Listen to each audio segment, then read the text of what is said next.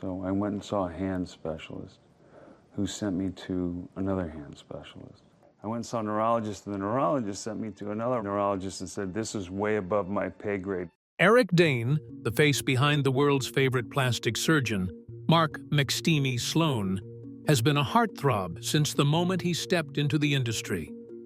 There's just something about his effortless charm, confidence, and the way he would command any scene he was in. Years after his exit from Grey's Anatomy, the fans still beg for him to return and walk through those hospital doors one more time. But behind all the fame, the actor has fought battles that no one has seen. From addiction to depression to a total collapse of his personal life, Dane has been through quite a journey. And just when he was starting to rebuild himself at 53, his latest diagnosis has changed everything. Forever. Eric Dane's battle with ALS. When Eric Dane announced his ALS diagnosis in April 2025, no one saw it coming. Maybe not even him. The actor shared with his fans that he was dealing with amyotrophic lateral sclerosis, a progressive, incurable neurodegenerative disease that slowly strips the body of balance, strength, and control. And almost overnight, the man who once carried scenes with physical confidence that most can only dream of, found himself struggling with the simplest motions. Standing, walking, even delivering lines without his speech betraying him. The actor took some time to let the world in on what he had truly been going through. But almost immediately, the toll became visible. Eric revealed he had already lost functional control of his right arm, the limb that first signaled something was wrong. Soon after, walking became inconsistent. Balance became unreliable. He described falling in his kitchen, hitting his head hard enough to require stitches, an accident that forced him to miss the 2025 Emmys, where he had been scheduled to present. Over the next few months, the weakness in his arm spread faster than he expected, and soon enough, he realized that it was just functionally gone.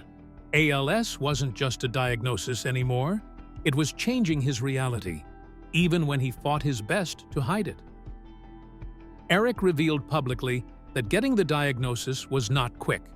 ALS is a disease diagnosed by elimination, meaning doctors must rule out everything else first. For months, he went through tests, scans, blood work, and nerve conduction studies to determine whether he even had the disease, while his walking and balancing issues kept worsening. In a recent virtual panel with the I Am ALS organization, the actor opened up about everything he has experienced since the diagnosis, and it's obvious that his voice didn't sound the same. It felt like he was using every ounce of energy in him to utter a single sentence, and watching that was painful for longtime fans. But that's not what hit the hardest. People diagnosed with ALS slowly lose their ability to speak, walk, eat, and even breathe independently because of how the disease affects the nerve cells in the spine and brain. There is no known cure for ALS, but there are medications and forms of physical therapy to slow its progression. For Eric, though, it's hard to accept even now that this is actually happening to him instead of being a terrible nightmare. Imagine waiting for your body to slowly give up on you, knowing that nothing you do is going to change that fate. Dane took the opportunity to talk about his guest role on Brilliant Minds, where he played a firefighter living with ALS. The actor admitted that, as meaningful as the role was to him, it was physically and emotionally painful. There were moments when he could barely get his lines out, and the fatigue would take over his body. And the weight of playing a character experiencing what he was living through in real time was almost too overwhelming. Since his diagnosis, Eric has had significant difficulty walking and standing, forcing the creators of the show to rewrite scenes so he could remain seated. Even his on-camera appearance had to be adjusted. If you pay a little attention, You'll notice that he chews gum throughout several scenes because it helps reduce brain fog and keep certain ALS symptoms at bay. Something he explained openly, and something the director intentionally incorporated. But the most heartbreaking part hasn't been the physical decline. The actor has been honest about how much ALS has taken from him mentally. He has said that he has no reason to be in a good spirit anymore. In fact, some days he just wants to crawl into bed and cry. But he doesn't. In fact, he is surprised to discover the resilience he didn't even know he had. The actor has continued to push himself because even through all this, acting is what gives him purpose. He doesn't just do it for himself, though. He wants to tell the world and raise as much awareness as he can about the disease through his world. He films when he can. He travels when his body allows it, and never stops advocating for people diagnosed with ALS, so one day they have better treatment options than he does.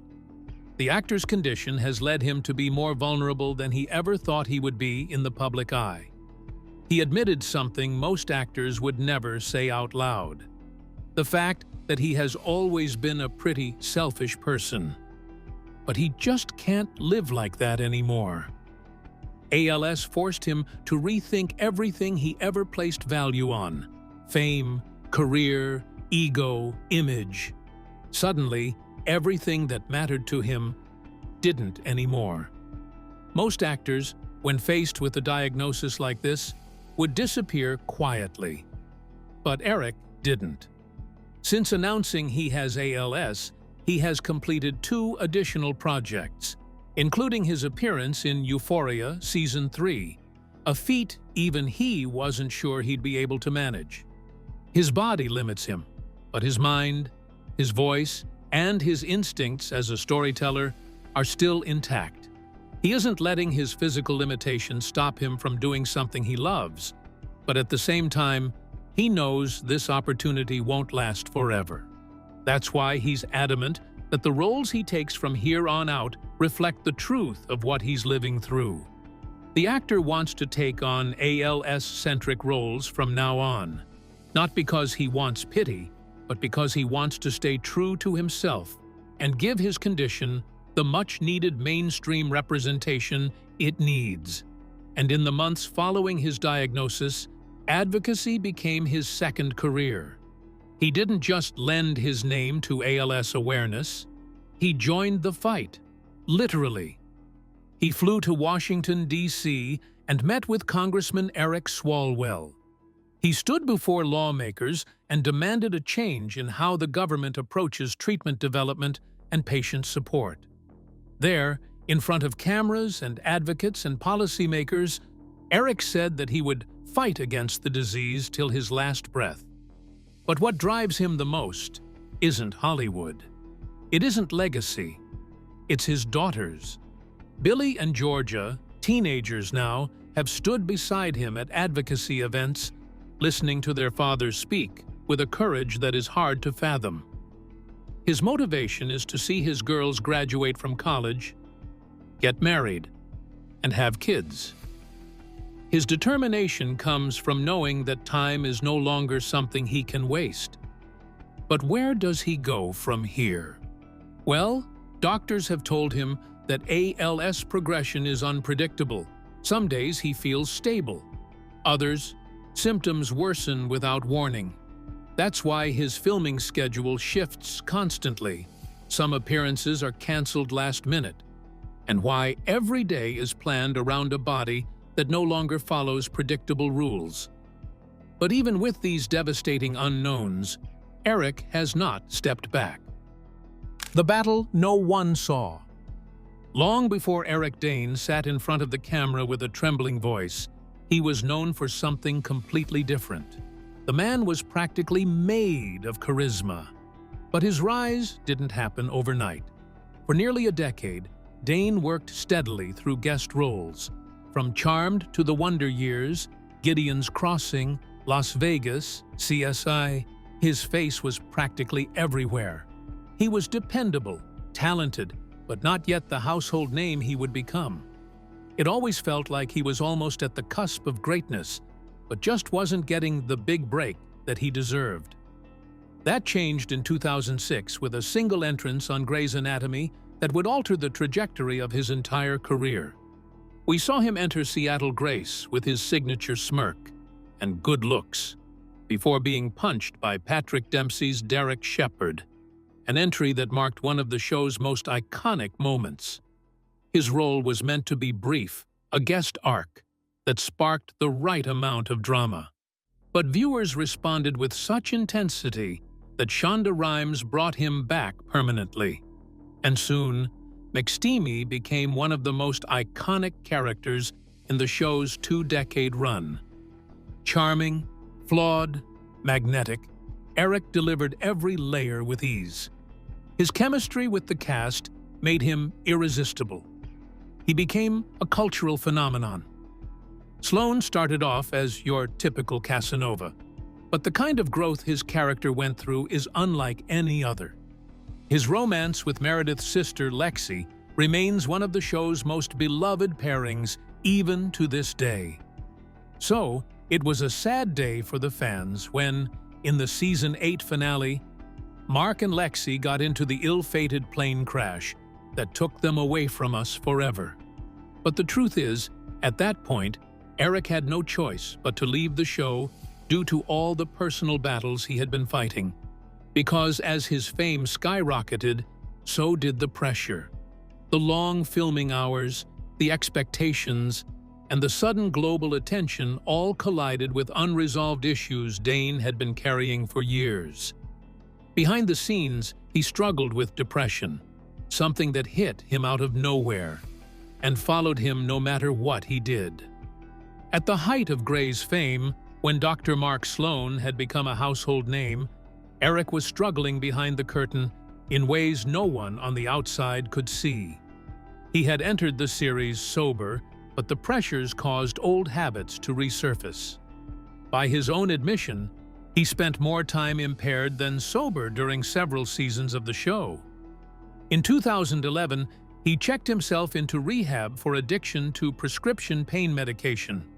Something he had turned to after a sports injury left him in constant physical pain. He was open about it. Not defensive, not ashamed, just painfully honest. A messy exit. That same year, he left Grey's Anatomy. Fans assumed it was creative differences, or maybe he wanted to move on to other projects. But the truth is, he was let go. Now, ABC didn't fire him because of the addiction, but the timing, the circumstances, and the reality of business all collided. As actors stay on a long-running show, their salaries rise dramatically, making them more expensive for the network. Dane could feel the shift happening. He understood that he wasn't the same person they had hired years earlier, and he sensed that the show would continue thriving as long as they had their central character, Meredith. You have to appreciate Shonda Rhimes for protecting him through all of it, though. There was no dramatic firing or public airing of laundry. The writers simply gave him one of the most devastating send-offs with a heartfelt episode that paid tribute to his legacy as Mark. Looking back, Eric has said he understood why it happened.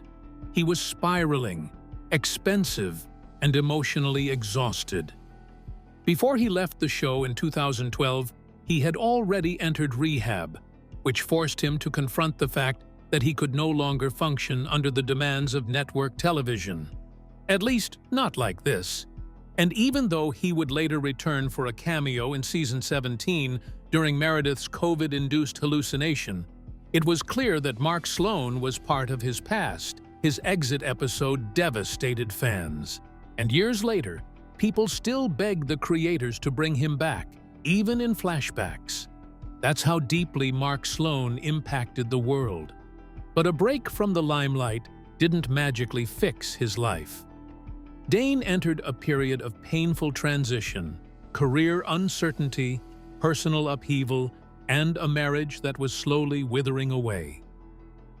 Still, Eric decided to get up and find his footing all over again. He never shared his struggles with the world, but he chose to fight. A year after exiting Grey's Anatomy, Eric landed what would become the defining role of the next chapter of his life. Captain Tom Chandler on TNT's post-apocalyptic drama, The Last Ship. Tom was a complete departure from his laid-back, glamorous portrayal of McSteamy. This was a character that embodied strength, leadership, and purpose. And that's exactly what Eric needed.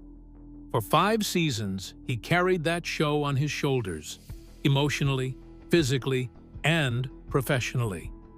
The character demanded discipline, structure, and stability. The very things he had struggled to maintain in the years prior. Dane has said in interviews that the show gave him something he desperately needed. A routine, a reason to get up, a place to feel in control again. On set, he was clean, focused, dependable. And his colleagues agreed. After years of feeling lost, he was rebuilding himself through work, the healthy way this time.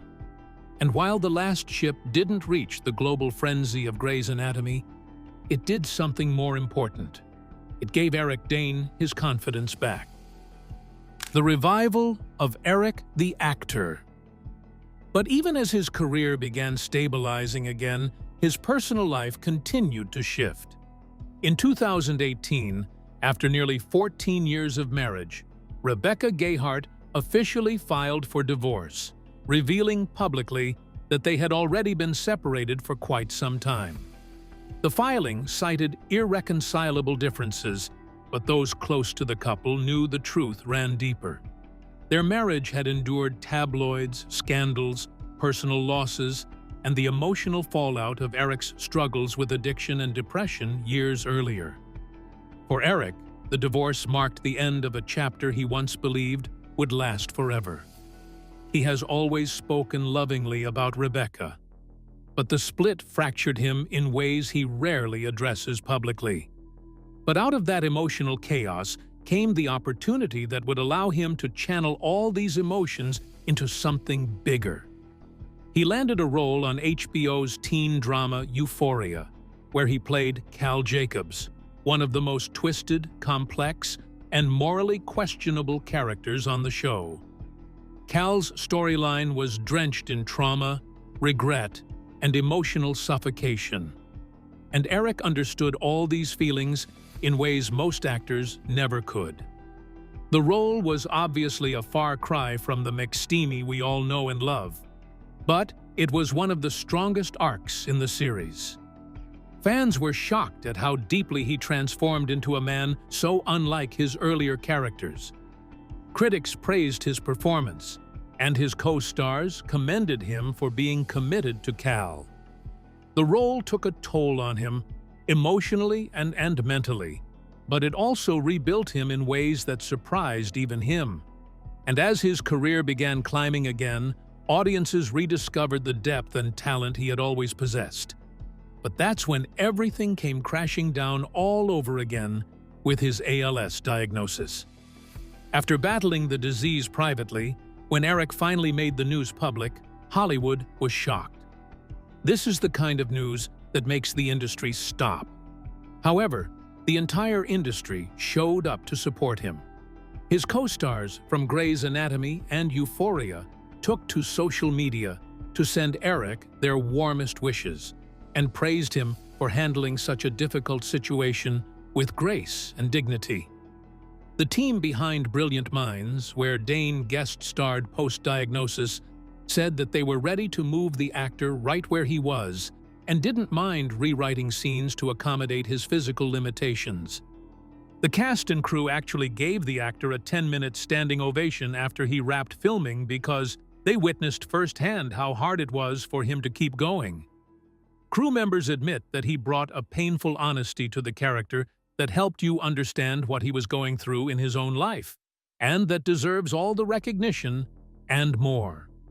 One of the most touching responses to Dane's diagnosis came from Jensen Ackles, who worked with Dane on Countdown.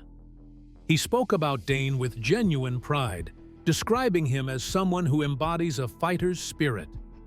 Their cast had seen firsthand how Eric carried himself on set, and many noted how he handled his diagnosis with remarkable dignity.